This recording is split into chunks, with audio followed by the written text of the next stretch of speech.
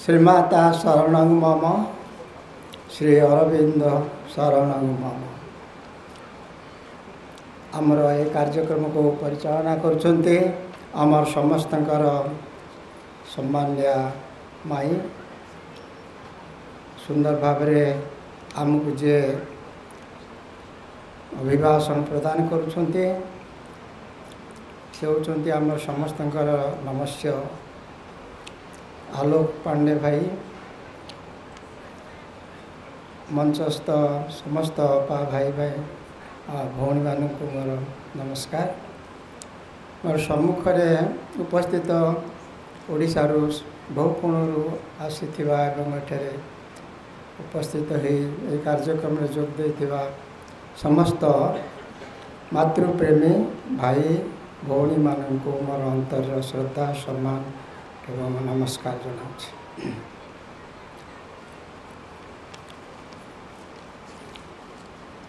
आमर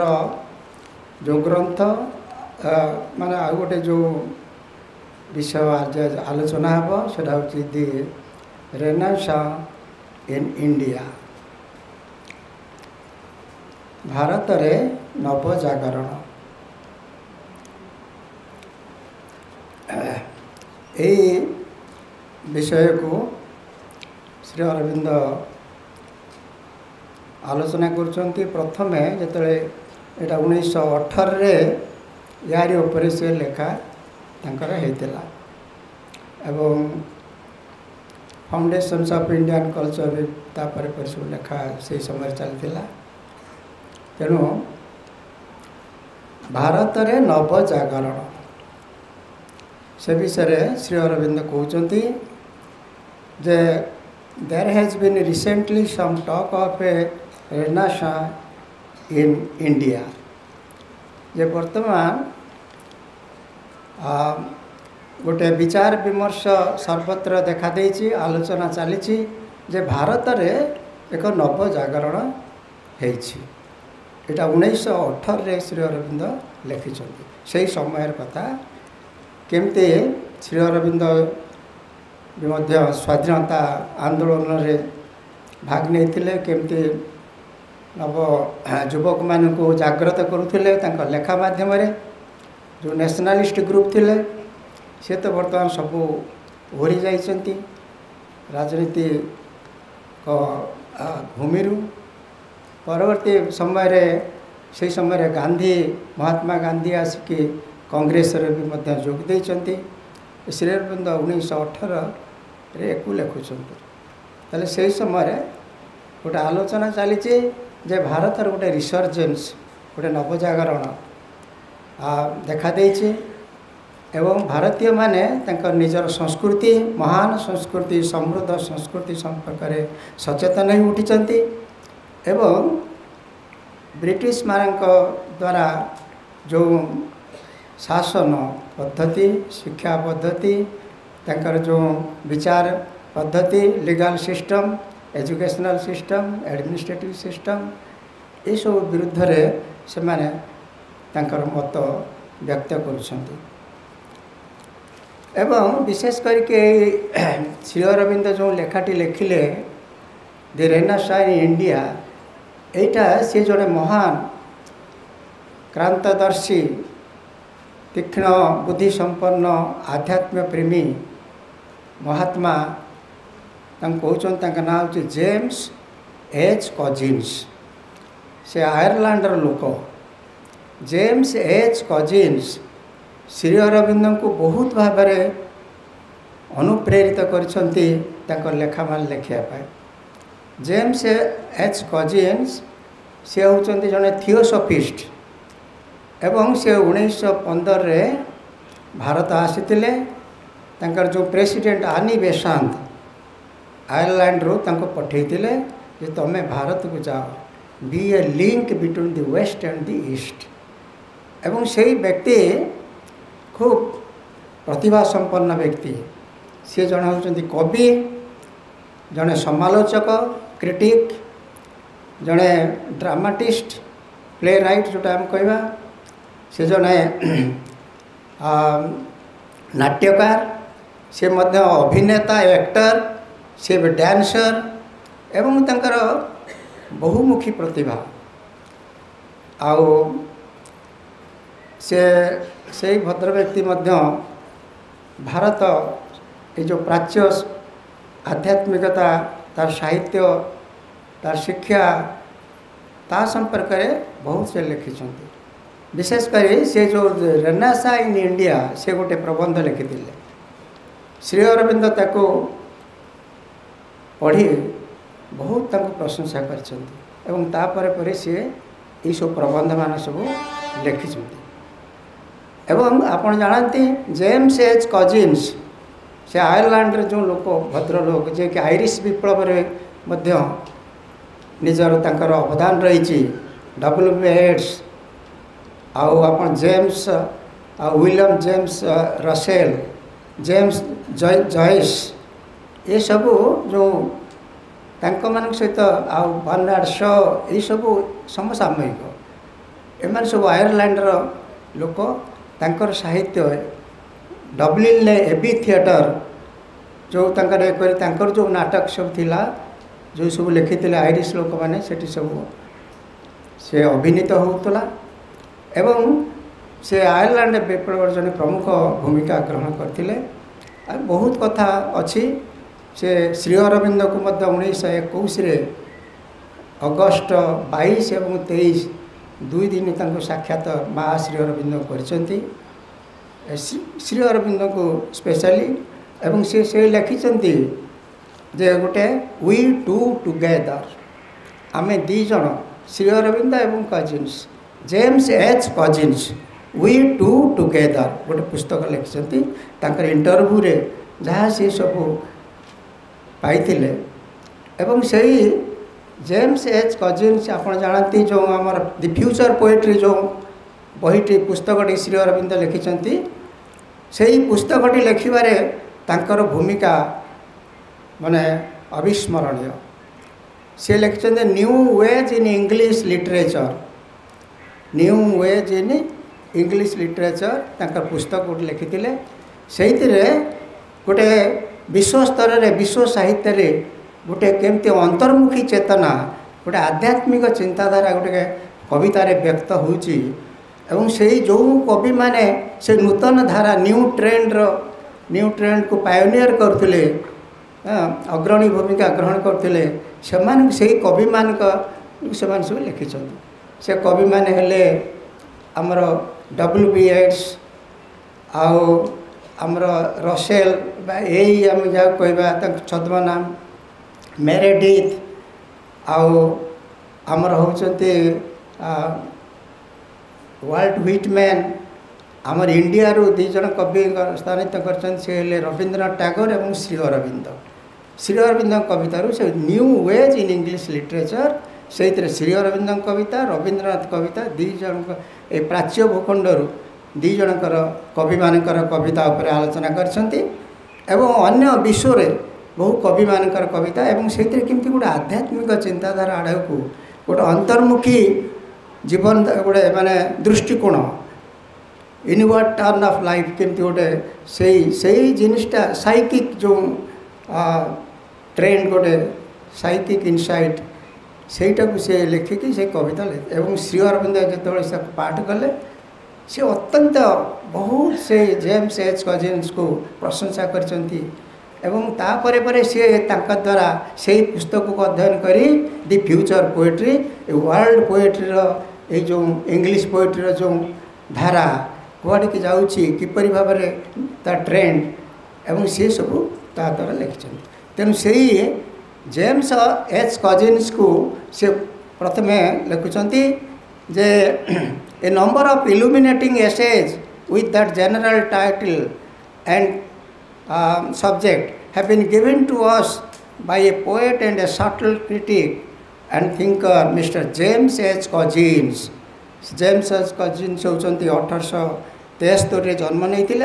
एवं 1956 मसीह से देह त्याग करछंती आम इंडिया रे एवं से शेष आड़ को से थियोसॉफी सोसाइटी सभ्य थिले भी से हिंदुइज्म को ग्रहण करछंती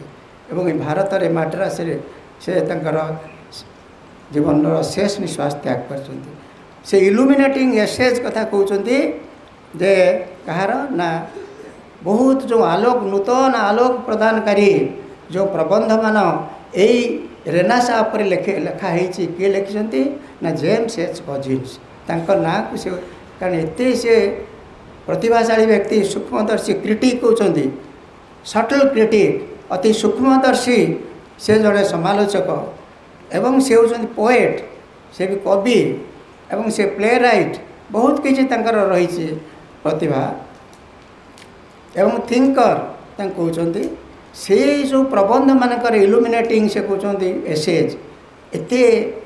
तथ्यपूर्ण अर्थपूर्ण गुरुत्वपूर्ण प्रबंध मान लिखिं एवं से प्रबंध उपरे से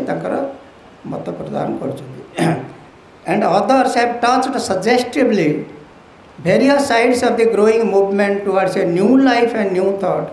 that may well seem to justify the description. एवं तांका व्यतीत अन्य बहुत मध्य केतेक आमर प्राच्यरू आमर ए लेखा प्रबंध मान लिखिं जोटा कि भारत रे गोटे नूतन चिंताधारा एक नूतन जीवन प्रति गोटे जागरूक भाव ये जो जागृत होती नूतन एवं सेटा से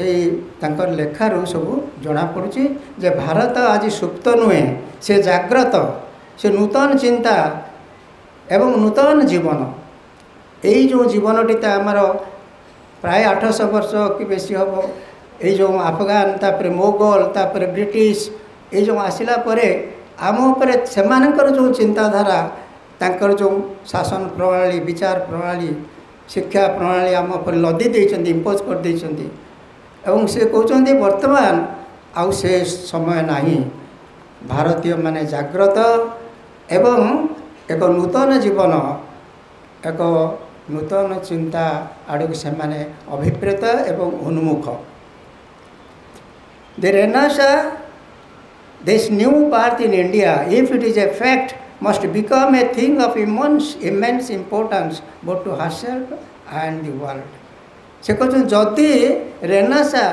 ये नवजागरण कहते गोटे न्यू बार्थ एटा नूतन जन्म फ्रेंच रे रेनेसां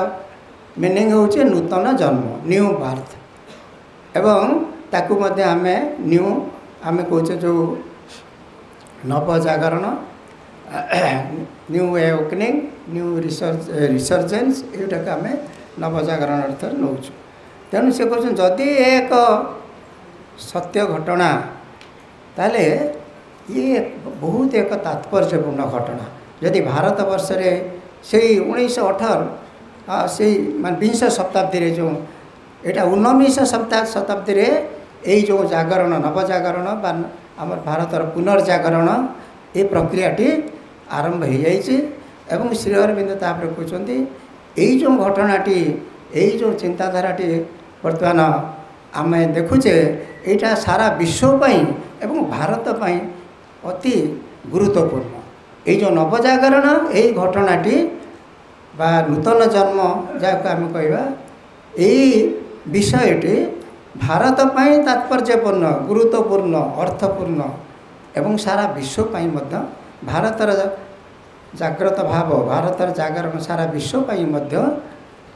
महत्वपूर्ण तेणु से कथा से कहते किंतु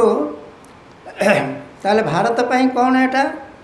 ना to herself because of all that is meant for her in the recovery or the change of her time old spirit and national ideals तापाई भारत पाई कहीं ना वर्तमान भारत तार जो संस्कृति आध्यात्मिक संस्कृति जहाँ आमर आलोक पांडे कहते जो संस्कृतिर कथा जो संस्कृति सारा विश्व को आदर करे ऑल आम कहवा एनकम्पासिंग जोटा ऑल एम्ब्रेसिंग से ही संस्कृति सर्व आलिंगनकारी जो संस्कृति सारा विश्व कृणंतु विश्व मार्जम सब विश्वर समस्ते महान हुंतु कृणंतु विश्व आर्यम एवं सब माने समस्त जे प्रार्थना करथिले ऋषि माने सेही बर्तमान नवजागरण भारत पाई कहीं ना से तार जो संस्कृति आध्यात्मिक संस्कृति को पूर्ण लाभ कर रिकवरी फेरी पाइब पुणी से ताकू से संस्कृति के आदरी नब एवं यही जो संस्कृति वर्तमान ता उपरे गोटे लदी दि जाऊँगी ब्रिटिश द्वारा एवं ता पूर्व मोगल मानकर द्वारा से संस्कृति को एवं ता आउ कहते जे चेंज किसी परिवर्तन यही जो नवजागरण केवल खाली रिकवरी पुनर्लाभ करने चाहूनी भारतर जो जहाँ सब मूल्यबोध थिला तार जातीय आदर्श थिला केवल किसी परिवर्तन करने को चाहूँचे जोटा कहते आमर जहाँ कि आमर जातीय भावना बा आम जातीय जीवन में आमर अंतरा हो रोला विशेषकर बाल्य विवाह आउ जाति प्रथा आउ माने आउ आमर विधवा मान प्रति जो प्रकार सब ये भाया विभिन्न आम जातीय जीवन में जो जो जो जो थिला व्याधि जो प्रकार आमर ऑब्स्ट्रक्शन सब थिला से गुड़ा को मध्य चेंज करने को एमाने भिड़ी अंटा भिड़ुंट एवं कहीं भिड़ुंट यही जो रेनेसां आप जानते भारत में सेटा तो 16 आमर यूरोप रे आरंभ होता रेनेसां 14th सेंचुरी रु 16th सेंचुरी पर्यंत सेटा रही यूरोप रे किंतु भारत में एटा 19 शताब्दी रे आरंभ है ये नवजागरणटी एवं यार प्रमुख भूमिका नहीं राजा राममोहन राय ब्राह्मण समाज एवं तापर केशव चंद्र सेन ये सब परवर्ती कथा आलोचना होती जो जो आर्य समाज एम सब जो भूमिका ग्रहण परवर्ती समय तेणु निजर